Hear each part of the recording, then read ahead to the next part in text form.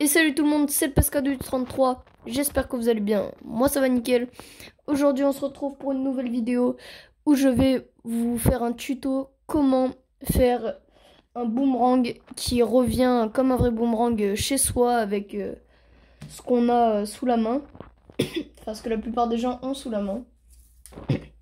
Donc je vais vous parler d'un type de boomerang bien particulier parce que comme vous pouvez le voir sur YouTube, il y a plein de sortes de boomerang à faire avec du carton ou du papier. Et là, je vais vous montrer un boomerang en particulier. Alors, vous avez ce type-là de boomerang en papier, mais c'est pas celui-là. Vous avez celui-là encore en papier, qui revient plutôt pas mal, mais c'est pas celui-là. Vous avez le mini boomerang pour vous amuser et puis embêter vos profs au collège, mais c'est pas celui-là. Et le voilà enfin, le fameux boomerang que je vous parle. Un boomerang rapide, simple et facile et pas compliqué, avec des matériaux pas très compliqués à trouver. Le voici, c'est ce modèle. Donc là, je vais vous apprendre à faire ce boomerang. Donc, pour commencer, vous allez juste avoir besoin d'une feuille de, enfin ouais, on va dire ça, on va dire un bout de carton. Petite planche de carton. Pas trop froissée, bon moi j'avais celle-là, bon sinon j'ai celle-là. Vous de choisir, bon allez on va prendre celle-là, vous avez raison.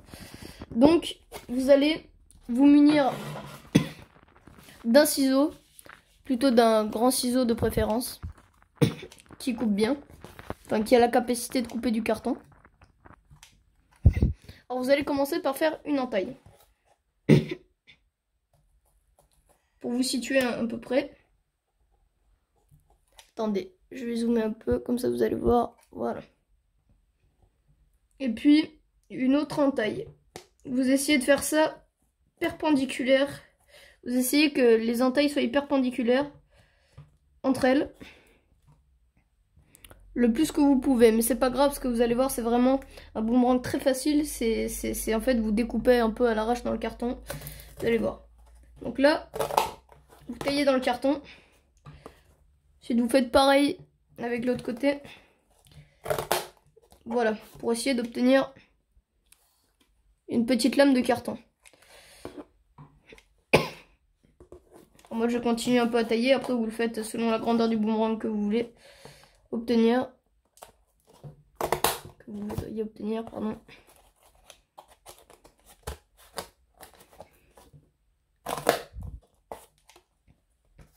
Voilà. Ensuite, une fois que vous avez votre petite lame, vous allez maintenant, ici ça va faire comme un carré, et maintenant vous allez couper comme ceci. Hop là. Et vous allez détacher le bout pour obtenir cela. Voilà. Ça, moi, ça donne ça.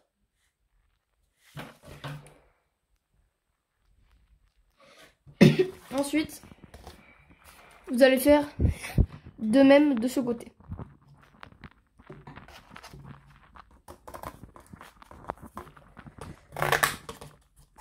Voilà. Vous essayez que les lames soient à peu près de la même largeur. Et là, là. Ensuite, vous allez couper ici. Vraiment, vous embêtez pas à faire des traits vraiment très précis. Si vous faites juste ça, 4 lames, votre boomerang reviendra et après je vais vous apprendre à lancer le boomerang. Enfin, vous verrez par la suite. Ensuite, vous refaites une lame. Vous essayez de pas trop froisser les lames, pas trop les casser parce que le carton quand même c'est plutôt friable et puis on peut le déformer facilement. Ensuite, là, une fois qu'on a obtenu ça, 3 lames, une là et une là. On va refaire la même opération qu'avant pour pouvoir tailler une nouvelle lame.